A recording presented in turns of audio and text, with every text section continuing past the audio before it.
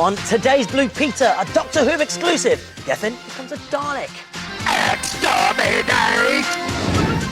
And we launch CBBC's Me and My Movie competition.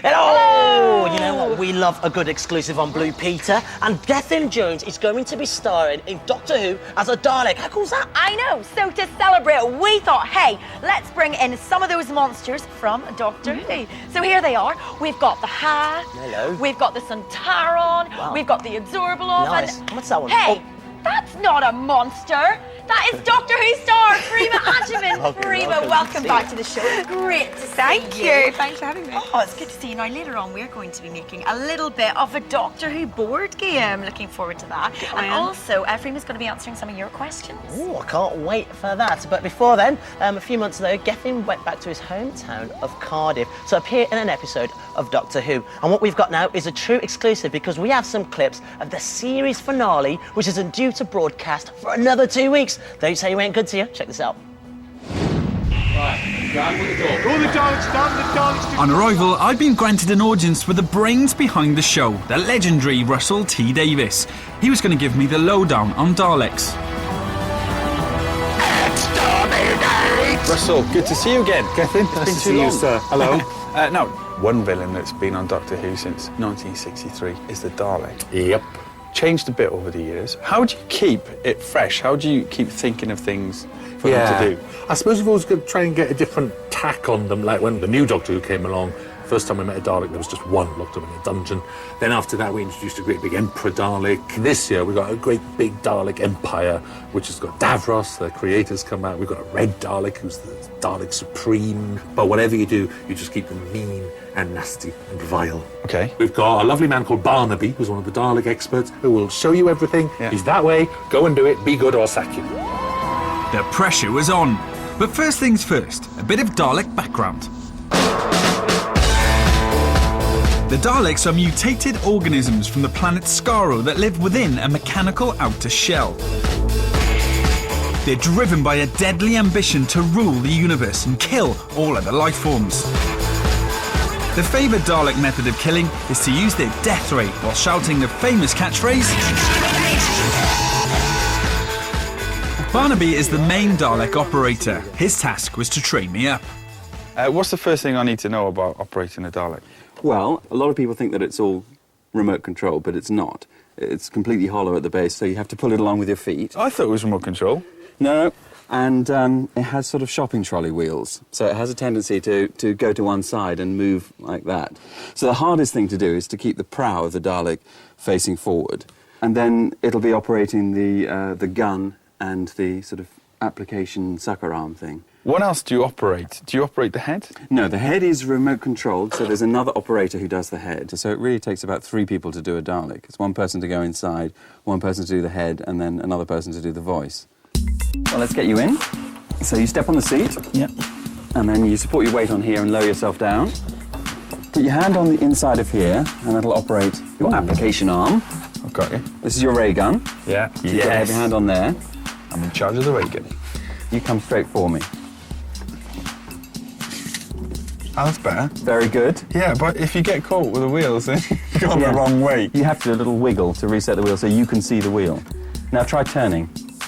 So is it... But see, the thing is you've got to not just turn the prow like that. You have to sort of rotate on the spot, which means you brace your legs either side and then try and twist the whole Dalek round.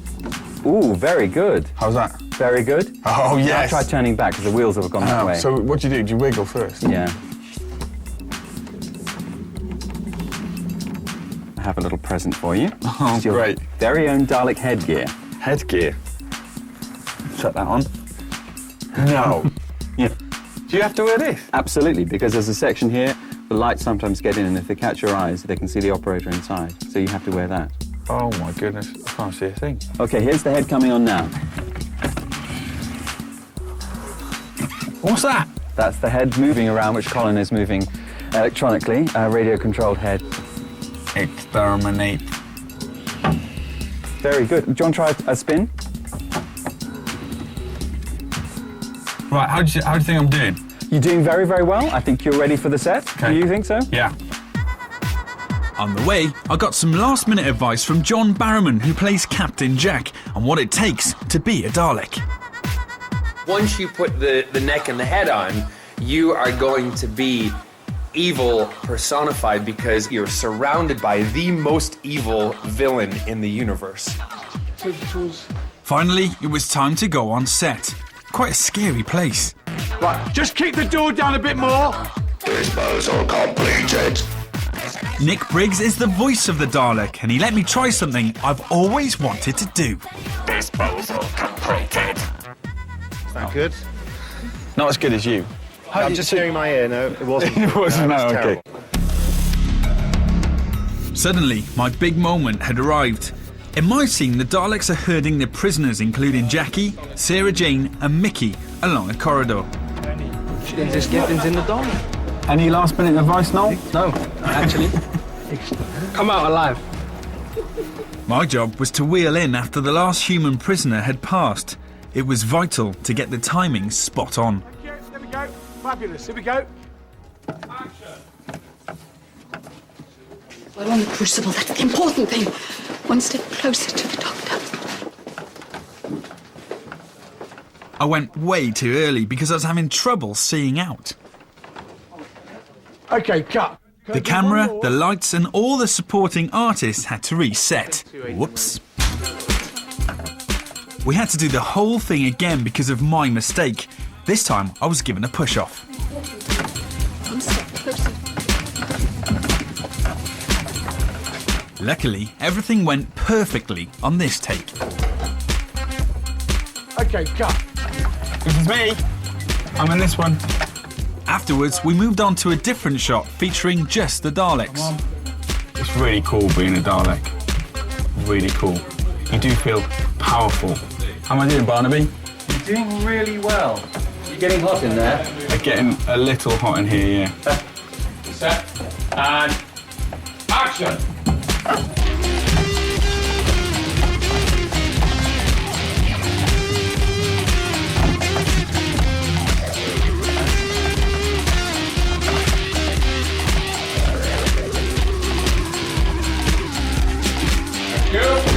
Stop there.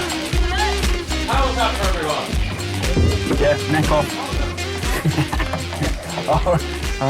I loved chasing the captives. Brilliant. And it looked dead frightened of me because obviously they're acting. But I really got into it. Awesome. Great experience. Barnaby. Yeah, we got that, so we're Well done, sir. How was it? Really brilliant. Yeah? Rest of my Dalek ability? 10 out of 10. Great. No exterminate for me then. Or was it? Time to get feedback from the boss. My first ever Dalek scene. What's the verdict? Honestly, Yeah? brilliant. Really? You were fantastic. You did not Great. let down the Dalek race. So here it is, the finished scene. Prisoners now on board the Crucible. They will be taken for testing. one step closer to the doctor.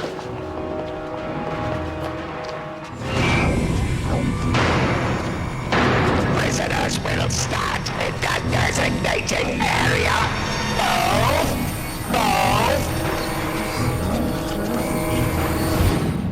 Whoa, I can see how Geth got on as a Cyberman. A week on Saturday, that's July the 5th.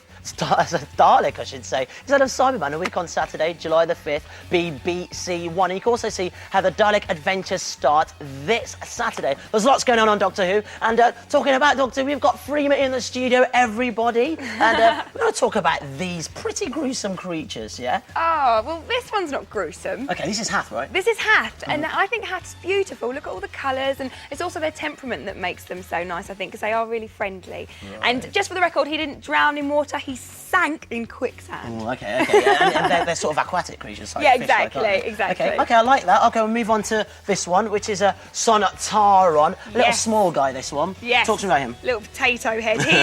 Yes, he makes up what he lacks in size through real pure aggression. They are a species just driven by war, and they're really bloodthirsty and really aggressive. So, yeah, gruesome, bad guy. I tell you what, though, he's quite small. I reckon I could take him on, yeah? Yeah, I reckon you've got that Me and you, advantage there. me and you after the show, all right. And you guys at home might recognise this guy. This is Absorbaloff, and this was from the Love and Monsters episode way back in Series 2. And it was actually designed by the winner of our Design a Monster competition. And the Doctor himself, came in to announce the winner, who was William Grantham. And well done, William, because his monster actually appeared in Doctor Who. Nice one. Now, Freema, you haven't actually acted with this monster. I haven't. That's an amazing achievement, though, to get your monster in the show. But, and what an imagination he's got, because, I mean, this is as gruesome as it gets. To be alive, living in that. I don't like it. Not nice. I really don't like it. OK, you can see more of these monsters at the Doctor Who exhibition, which is in London at the moment. And that exhibition regenerates the Coventry and Glasgow in 2009. And Blue Peter badge winners get in for free. Now, Freema, we're not just here to talk about monsters. No. You've got a nice game with Zoe. Off you go. Brilliant. Thank you. Freema, come on down and be my glamorous assistant. The current series of Doctor Who may be coming to an end, but I come up with a great idea for a board game. It's a 2-player one. So, Freema, if you could be Doctor Who and I'll be the Dalek. Brilliant. Now, all the instructions are on the website, so do not panic. You can go there for everything you need to know, because I'm just going to be showing you a couple of the elements, like the base. To make the base, you need a big cardboard box. So this is like a fruit and vegetable crate type one. So cut out the sides and cut out the bottom. And once you've done that, you need to decorate it. I have decorated it in lots of silver, and I have made sure that my surface is very smooth. That will help the magnetism, because we've seen you playing with it there. It's like magic, isn't it? As I glide It is across it. very impressive. Is that kitchen roll? Do you know what? It is. You're obviously very good at the Blue Peter makes. You can spot a good kitchen roll from a mile off. Yes, we've used the kitchen roll. We've put it over some bits of cardboard and papier-mâché it, basically. And I've colour coordinated in with my silver surface. It looks like the moon. Yeah, it does look like the moon. It's like And we could be the background, the sky. Yeah, the stars. Oh, we're so creative today, aren't we? Oh, well, hey, this is where we get involved, because you need to download this from the website. This is your player, you're the Doctor, and I'm the Dalek. So let's cut that out. And as soon as you cut it out, you'll get a shape like this. And then you've got these tabs. So you need to glue down everything apart from the tabs. Okay. So get your glue out. Glue, glue, glue. And then just literally press it together. And the tabs, make sure you press them out. And onto the tabs, you need to put your magnet on. Now, I've got a little bit of double-sided sticky tape, and you've got some too. And that should ensure that it doesn't fall off. There you go. That's quite strong, that, isn't Yeah, it? it is strong. So press it on, and there you go. We can put them into position on our board game. So now we need to be able to control them. To do that, get some cardboard, some long strips, make sure it's nice and thick, and then get some smaller sections and just put them all together, stick it on top, and then you need to attach the magnet to this bit. So I've decorated mine to coordinate in with everything, and then put your magnet on the very top. Again, some double-sided sticky. Great. And there we go, we're ready to play. Okay, right, race you around the course. Is it first one to the TARDIS? Or? Yeah, first one to the TARDIS. Right, Go, okay. go. Oh my goodness, I can't get mine to go. Come on, come on. I think we drew. I think we both got that at the same time. That's fair. Oh, well done. Okay, if you have missed any of the details, don't panic, because you can go to the website and get them all there.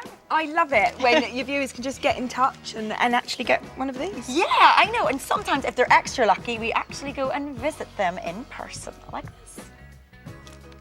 I'm here at 12-year-old Matthew's school in Malvern. He's inspired me to get on my bike and cycle, because he has cycled 12 miles for charity. He's already got his green badge and his blue badge, so I'm here today to give him his silver badge.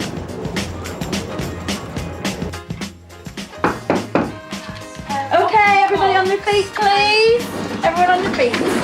Stay standing if, like me, you can cycle a bike. Good, good. Okay, stay standing if you've cycled 10 miles on your bike. Okay. Stay standing if your name is Matthew. Hey, Matthew, do you know why I'm here? Yeah. You do? Yeah. Because you cycled 12 miles for charity. You emailed us to tell us about this. We thought it was a fantastic achievement. You've already got your blue badge and your green badge. So, can you guess what badge I'm going to give you? It's your very own silver badge. Congratulations. How do you feel about that? I didn't expect it or think that it was going to happen, but it did. And I was really surprised when she came in. I'm in Northern Ireland, really close to the Giant's Causeway, and I'm here at this primary school to surprise Elena. She has sent us in this fantastic letter, but more interestingly, she has made this piece of art. We absolutely love it. It's very bright and colourful and sparkly. So I thought I'll come to assembly, hide in this cupboard, and then just jump out and give her one of these.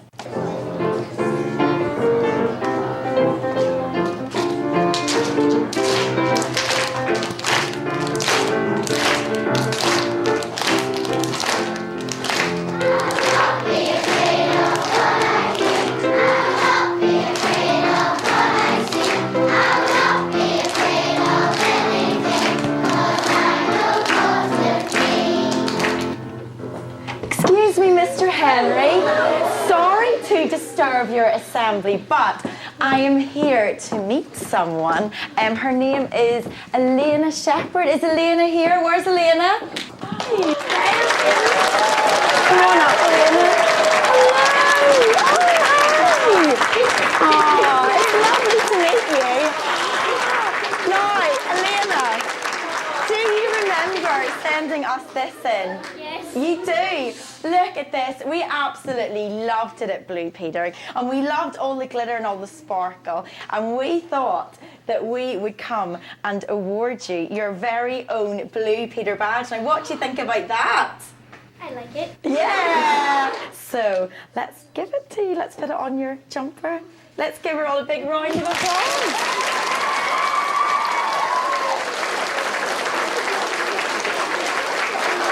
There you go. Oh, congratulations, Elena and Matthew. It was lovely to meet you. Now, over the past few weeks, you guys may have seen Andy Gethin and myself attempt to direct our very own movies. Yeah. Now, Andy, you headed off home to Nigeria. You did a Nollywood, a love story. Yeah, it's slightly cheesy, but I liked it. I loved it. I did a little bit of a romantic comedy costume drama, very star-studded. Can I just say the direction in that was pretty good? Well, I wouldn't argue with that. And Gethin, well, he did a little bit of starring in the movie and directing it in an action thriller, which is very thrilling. So that was our attempts. What about you guys? It's time for your turn. Okay, now CBBC's Me and My Movie is back. It's a filmmaking competition which gives you the opportunity to win a unique Me and My Movie award in association with top TV and film organisation BAFTA. Now, last year we had some great entries. These are just some of them. Take your seats, please. In today's LMO Parliament, we will be discussing the issue of global warming.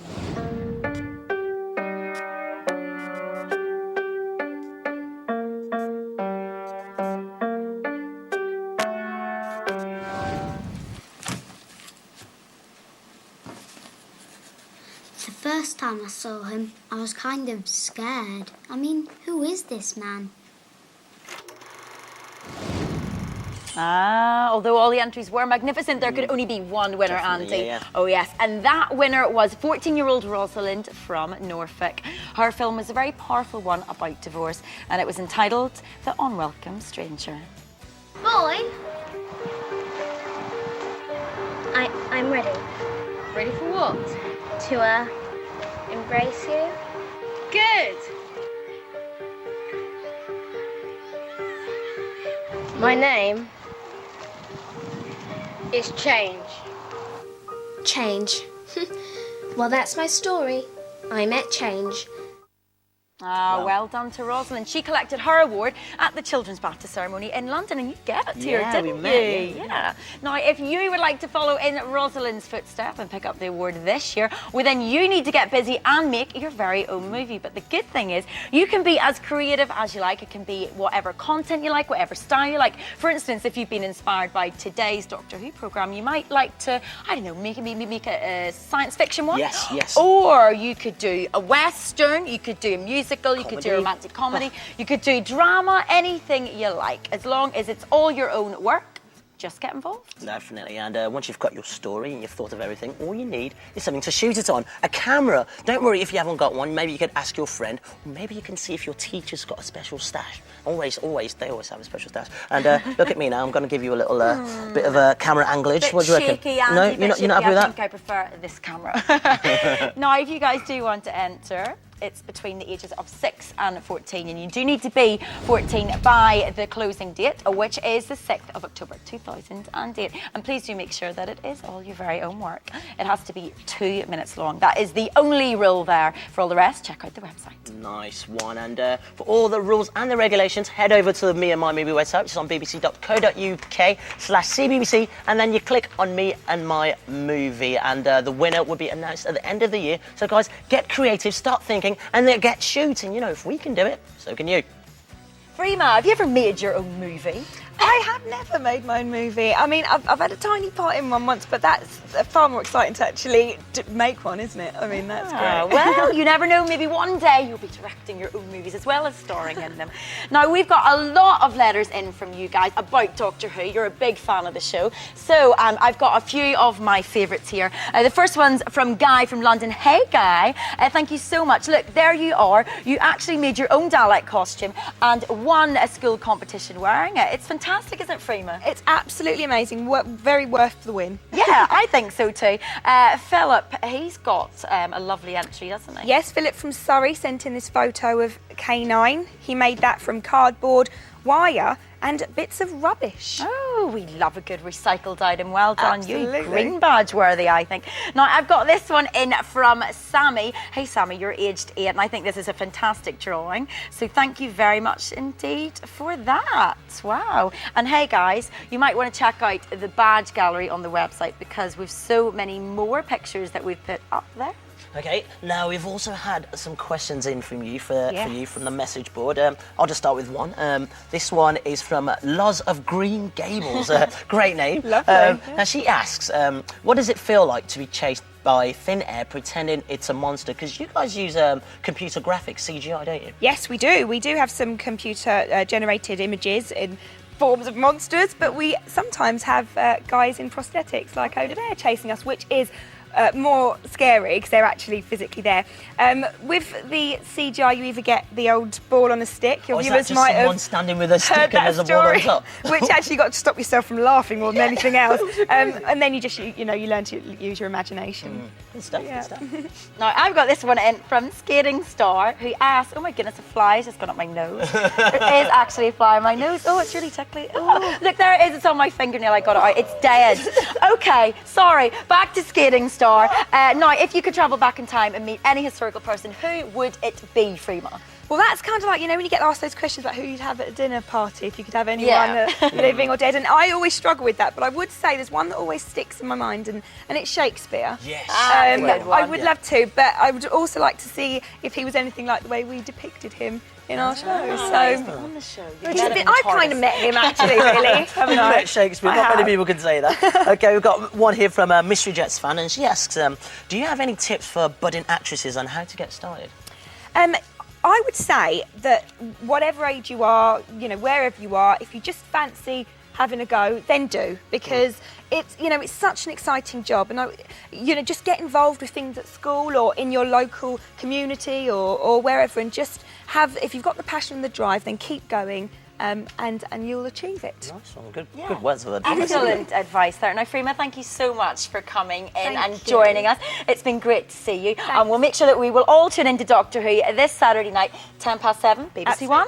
Check it out. But unfortunately, that's all we've got time for. But tune in tomorrow where we've got a very special show. I'm not saying any more. We'll see you later. Bye-bye. Bye. Next time on Blue Peter, one of the stars of this summer's blockbuster movie, Prince Caspian, pops in. It's Zoe and Gavin's last time in the studio. And get online now to see more of your Doctor Who mail in a special badge gallery. Bye, guys.